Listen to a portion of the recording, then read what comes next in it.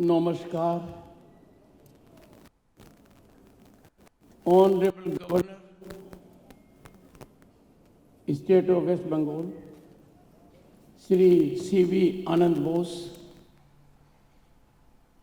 Honourable union minister of state for tourism, Shri Suresh Gopi, Srimad Bhakti Sundar सन्यासी गोस्वामी महाराज जी, श्रीपद भक्ति प्रमोद पुरी महाराज जी, Shripad BR Rishikesh महाराज जी,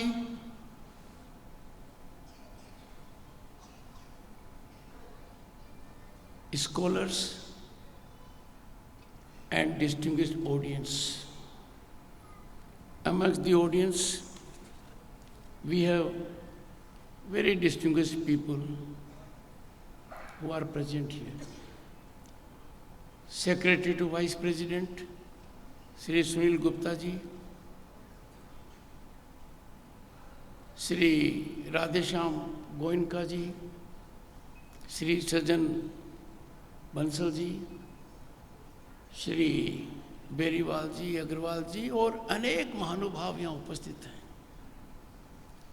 आप सभी का इस अत्यंत महत्वपूर्ण कार्यक्रम में मेरी तरफ से अभिनंदन। मेरे लिए ये सुखद अवसर है, सदा याद रखने वाला अवसर है, ऊर्जावान करने वाला अवसर है। That I am part of the 150th birth anniversary of Srila Prabhupada Bhakti Siddhanta Saraswati Thakur.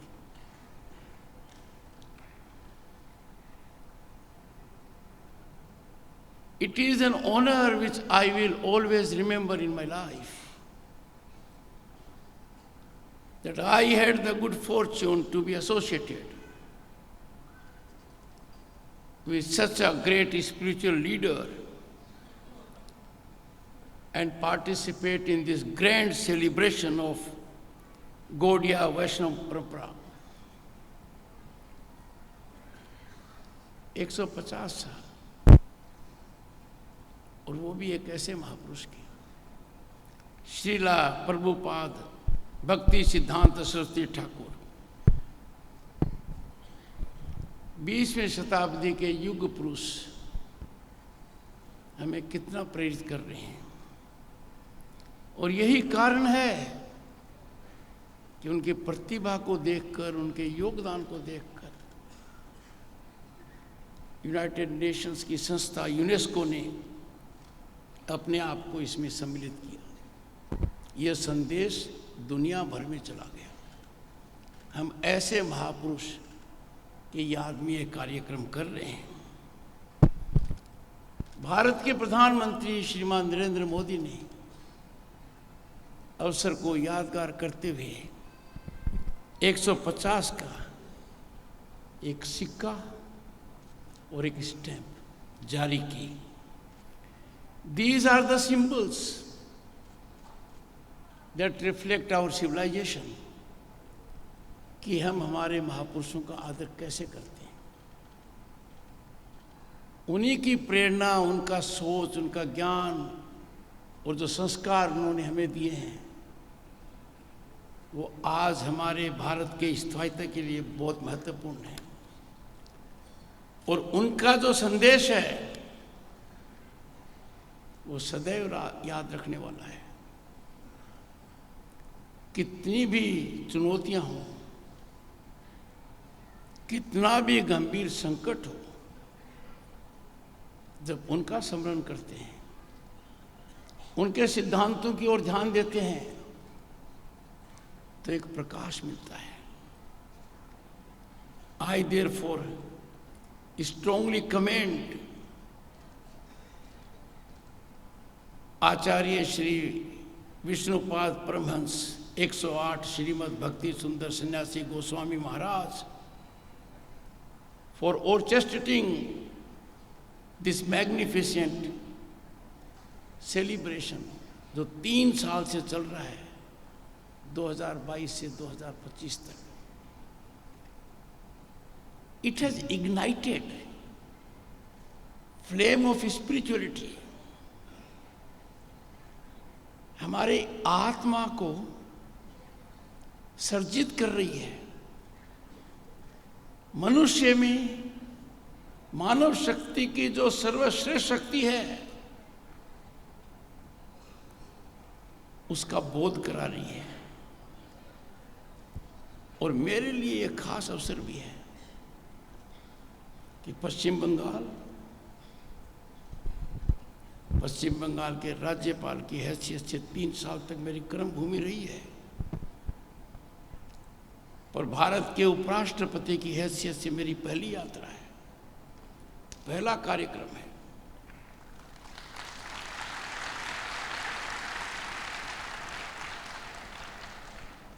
और ये पहला कार्यक्रम सब कुछ अपने आप को दर्शाता है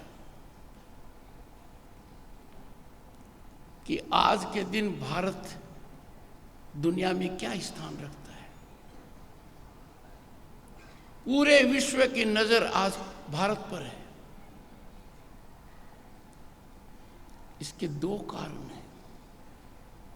आर्थिक प्रगति अपने आप में एक अहम बात है, संस्थागत ढांचे का विकास हो,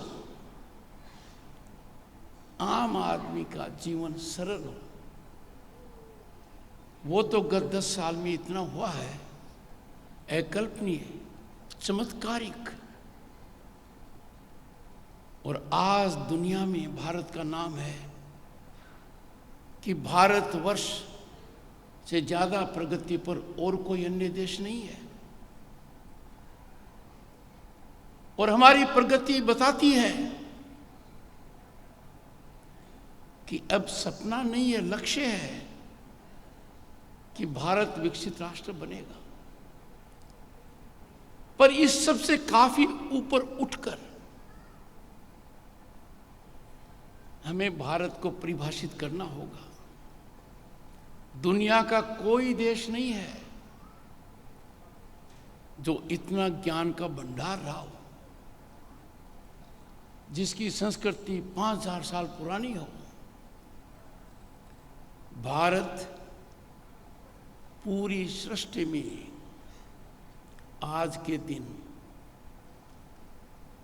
केंद्र है आध्यात्मिकता का। Bharat is spiritual centre of the world. एक जमाना था,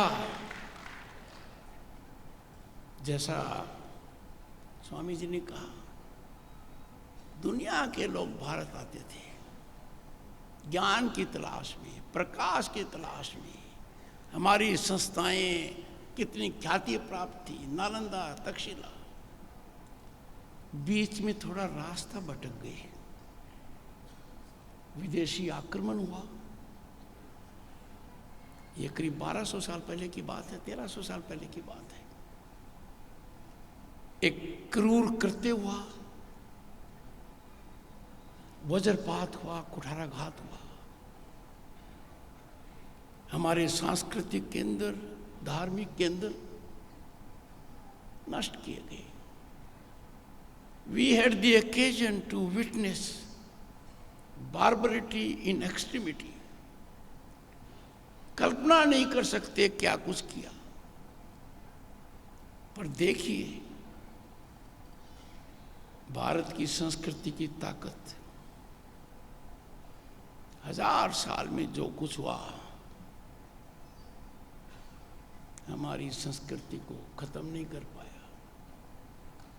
आज भी जीवंत है।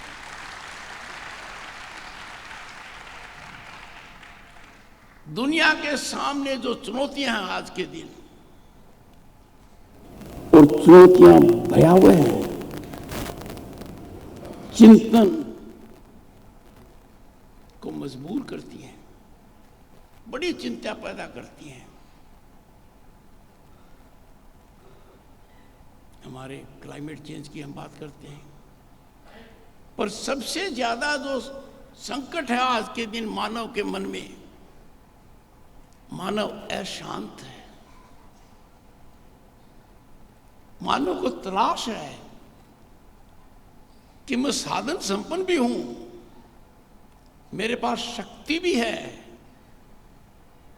ताकत भी है, ताकत का प्रदर्शन भी कर सकता हूं, पर कुछ कमी है।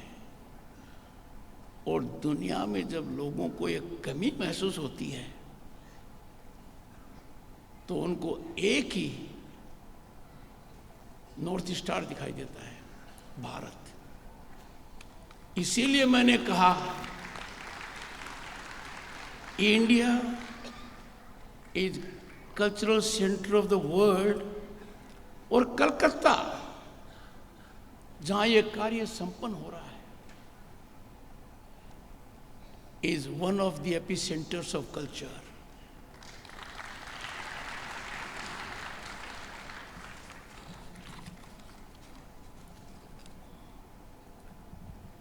कहा गया, this land has witnessed contributions of spiritual luminaries. Shri Chaitanya महाराज, रामकृष्ण परमहंस, विवेकानंद और ऐसे कर्मयोगी सुभाष चंद्र बोस, खुदीराम बोस, चित्तरंजन दास और ऐसे लेखनी के धनी रविंद्रनाथ टैगोर, अवनींद्रनाथ, भारत मां के इन सपूतों ने इस भूमि को सींचा है। हमारे आजादी की लड़ाई में इस भूमि का बड़ा योगदान रहा है। इसलिए यहां पर यह कार्यक्रम होना अपने आप में मायना रखता है। यह श्यामा प्रसाद मुखर्जी की भूमि है, जिन्होंने राष्ट्रवाद से कभी समझौता नहीं किया।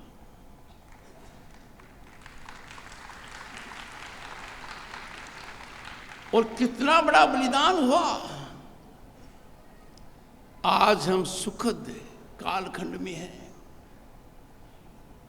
कि जो चिंता श्यामा प्रसाद मुखर्जी ने की थी, जो उनका सोच था, राष्ट्रवाद के प्रति कटिबद्धता थी, और जो नासूर उनको नजर आ रहा था, आज वो नासूर हमारे संविधान में नहीं है।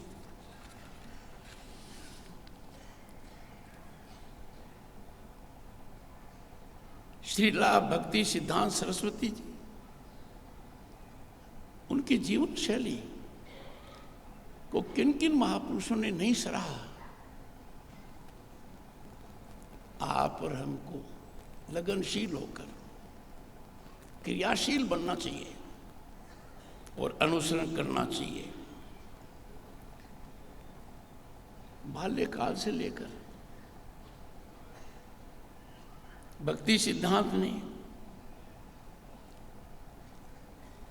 अभूतपूर्व अविश्वसनीय प्रतिभा दिखाई, दिमाग की ताकत दिखाई, जो सबको प्रभावित करती रही। And that is why he was embodiment of spirituality.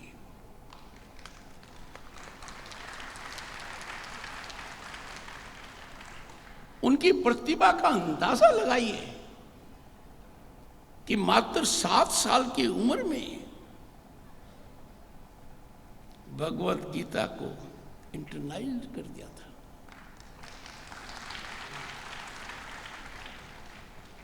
आज के दिन वो हर नवयुवती के लिए प्रेरणा के स्रोत हैं। हमें आवश्यकता है आज कि हमारे बालक बालिकाएं, हमारी संस्कृति से उनका बोध होना चाहिए। सुखद विषय है कि इस और अनेक कार्यक्रम किए जा रहे हैं, पर किसी भी देश का सबसे बड़ा अलंकरण यदि है तो उसकी संपदा नहीं है, उसका कल्चर है। कल्चर यदि अगर एक बार गड़बड़ हो गया तो फिर गिरावट रुक नहीं सकती। कल्चरल एस्पेक्ट्स,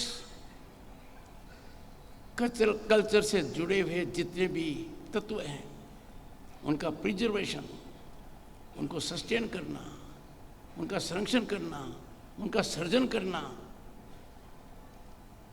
बहुत जरूरी है, क्योंकि वो भारत को परिभाषित करते हैं। भारत क्या है, हमारी संस्कृति इसको परिभाषित करती है। आज के दिन हैं ऐसी ताकतें जो इस पवित्र भूमि पर कुदृष्टि रखती हैं। ऐसे मौके पर हमें सजग रहने की आवश्यकता है। हमारे मूल सिद्धांतों के प्रति प्रतिबद्धता दिखानी होती है। आज के दिन हम क्या देख रहे हैं, एक दूसरे को सहन नहीं कर पा रहे हैं, टकराव का वातावरण तुरंत बन जाता है, दूसरे की बात गलत है इस पर अडिग है। हमारी संस्कृति का मूल सिद्धांत था अभिव्यक्ति, उसका मूल सिद्धांत था वाद विवाद।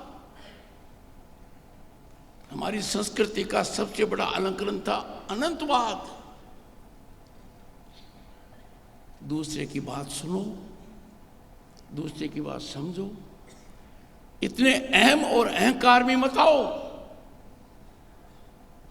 कि यह सोच लो कि मेरे अलावा दूसरा सही कैसे हो सकता है। यही ज्ञान जिस महापुरुष के लिए कार्यक्रम किया जा रहा है उन्होंने दिया, हमें याद रखना होगा। थोड़ा सा अपने अतीत में देखें तो रामायण का क्या सिद्धांत है? अधर्म पर धर्म की विजय। कितनी विपरीत परिस्थितियां हो, मर्यादित आचरण रहा है, मर्यादा को कभी नहीं लांघा गया और धर्म की जीत हुई।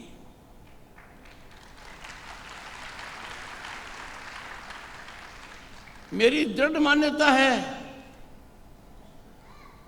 धर्म तो कभी हार ही नहीं सकता। धर्म को कोई पराजय कर ही नहीं सकता। आवश्यकता है हम सजग रहें। जब महाभारत और गीता की बात करते हैं तो नजर आता है लक्ष्य पर रहो, लक्ष्य से मत भटको। लक्ष्य निर्धारित है। तभी तो अर्जुन ने छत की तरफ थोड़ी देखा, मछली की तरफ थोड़ी देखा, मछली की आंख को थोड़ी देखा, अपने उस चीज को देखा जो उसका लक्ष्य था। आंख के अंदर जो पुपिल है उसको किया। हमारा लक्ष्य क्या है? हमारा लक्ष्य है हम भारतीय हैं।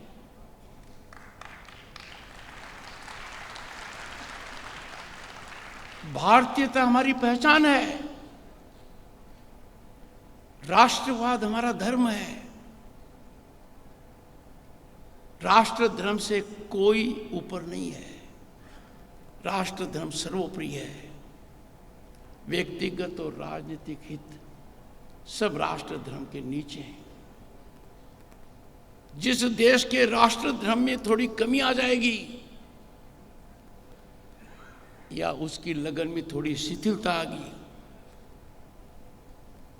तो परिणाम ठीक नहीं होते। ये हमें बहुत ध्यान से देखने की आवश्यकता है।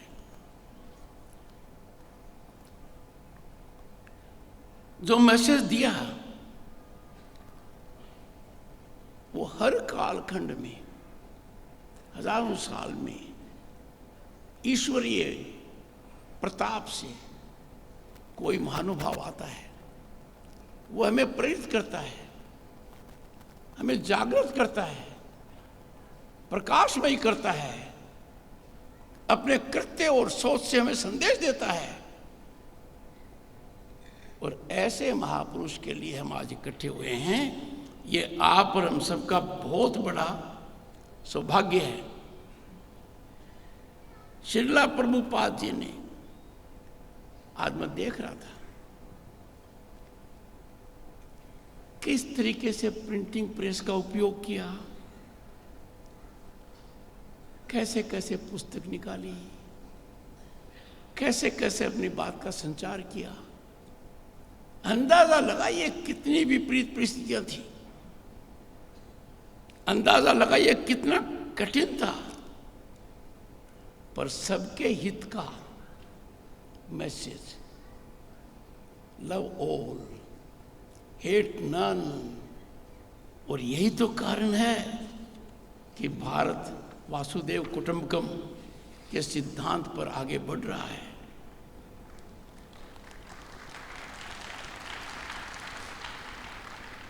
उस समय जो कुरीतियां थी,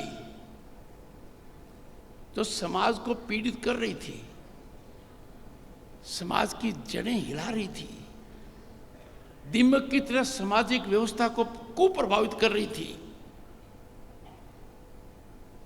उन्होंने सार्थक तरीके से चुनौती दी उन्होंने कास्ट को, जातिवाद को दिया। उन्होंने कहा आपका जन्म तय नहीं करेगा आप कौन हैं, आपका कर्म तय करेगा। डिस्क्रिमिनेशन, भेदभाव के प्रति उनका बहुत कठोर संदेश है। और आज इसकी मैं बहुत आवश्यकता महसूस कर रहा हूं। क्यों?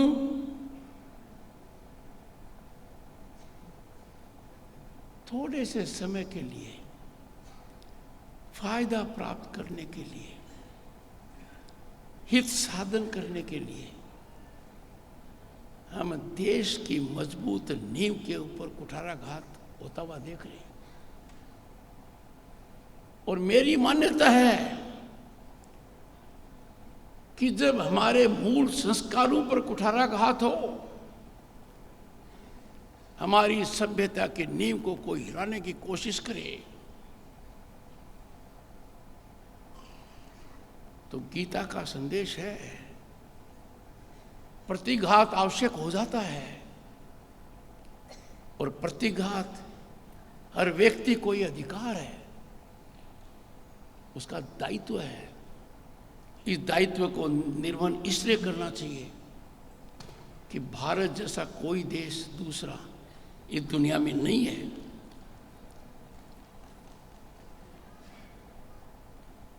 एक बात है, क्या हमारा आचरण हमारी दृष्टि में उत्तम है? उन्होंने इस ओर बहुत ध्यान दिया, जिसको कहते हैं इथिकल स्टैंडर्ड्स। यदि अगर मौलिक आचरण में कोई कमी आती है तो वो शरीर पर कोविड से भी ज्यादा खतरनाक हमला करता है। और यदि अगर नैतिक पतन हो जाता है तो फिर दुष्परिणाम रुकते नहीं है। हमें इन महापुरुष की बात मानकर उनके मार्ग पर चलना चाहिए, ताकि हम इस महान राष्ट्र की कुछ सेवा कर सकें। समय आ गया है कि हमें संकल्पित होना चाहिए, और संकल्पित होने के लिए सबसे पहले जरूरी है कि हमें इस बात का अंदाजा हो, इस बात का बोध हो कि जिस राष्ट्र के अंदर हम हैं, भारतीयता को पहचानते हैं, भारतीय हैं, उसकी पूंजी क्या है? उसकी पूंजी को हर कालखंड में दुनिया के लोगों ने सराहा है और आज भी सराह रहे हैं। पर कुछ लोग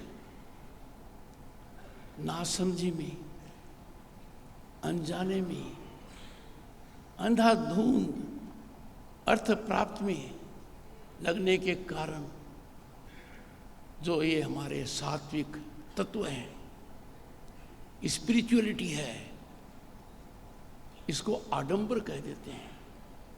मुझे बताइए, इस प्रकार का समूह है कितना अपने आप में ज्ञानवर्धक है। हर व्यक्ति यहां पर अपने आप में समाज में एक बहुत बड़ा संचार करने का मादा रखता है। हमें कर्मयोगी बनना पड़ेगा and we will have to act in a manner to protect, preserve, and to some extent retrieve and revitalize our civilization, Athens, and value system. हर बात का जवाब आज के दिन सनातन में मिल सकता है। सनातन जो सिखाता है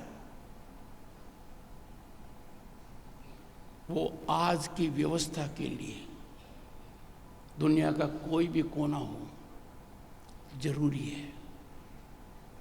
Sanatan stands for inclusivity, Sanatan stands for universal goodness, Sanatan stands for supremacy of the soul. Sanatan does not believe in subjugation. If you surrender to Sanatan, you are not a captive. You become a free man, a free soul. और यही कारण है कि सनातन पर भी कुछ लोग कुदृष्टि डाल रहे हैं और भारत के मूल सिद्धांत के ऊपर ये आज का ऐसा कार्यक्रम है कि मैं सांकेतिक की बात कहूंगा। कुछ ऐसी चुनौतियां आ रही हैं कि संख्या बल बढ़ा लो,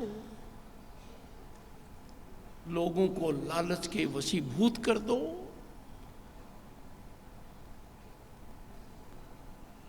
सजग रहने की आवश्यकता है। और मैं मानता हूं कि जिन महापुरुष की याद में हम आज इकट्ठे हुए हैं उनके प्रति सच्ची श्रद्धा होगी कि हम उनके सिद्धांतों के पक्के पहरी बने, उनके सिद्धांतों का प्रसार करें।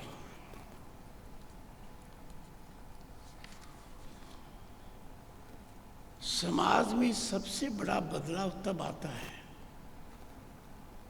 जब समाज में कोई भी व्यक्ति अपने आप को वंचित महसूस नहीं करे।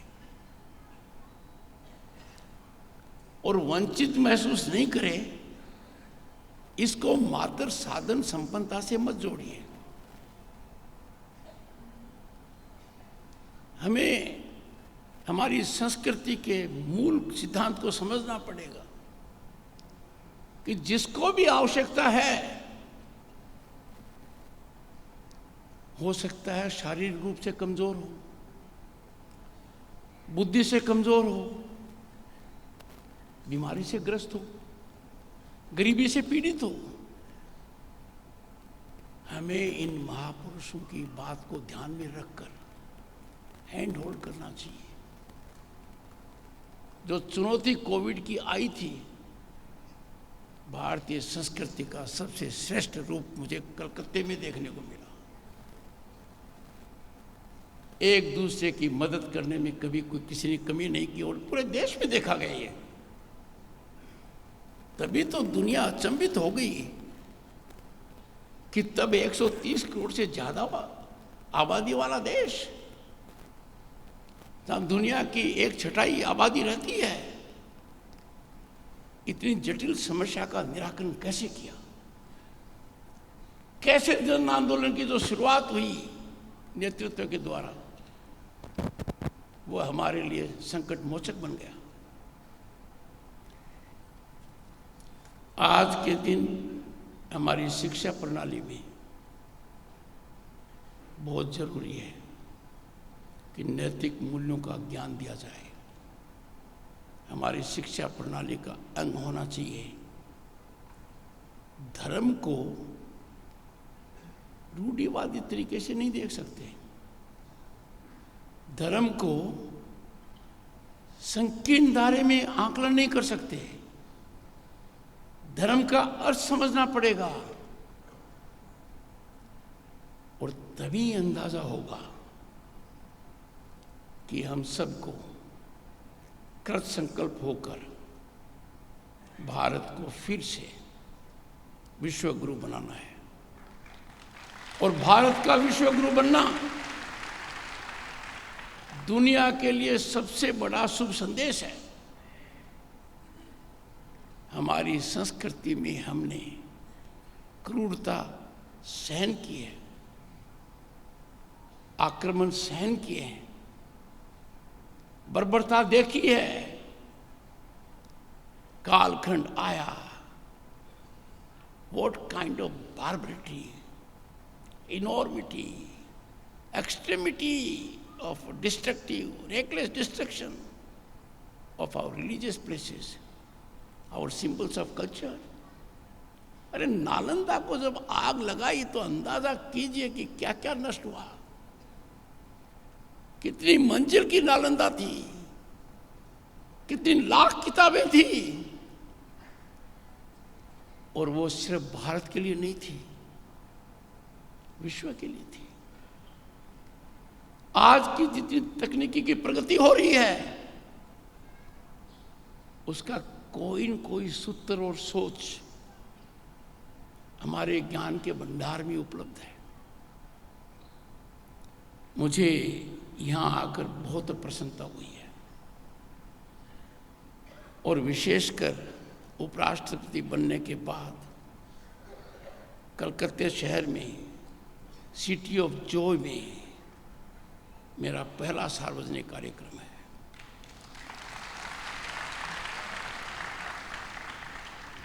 इस मौके पर मैं सभी को बहुत बहुत धन्यवाद देता हूं और आपसे आग्रह करता हूं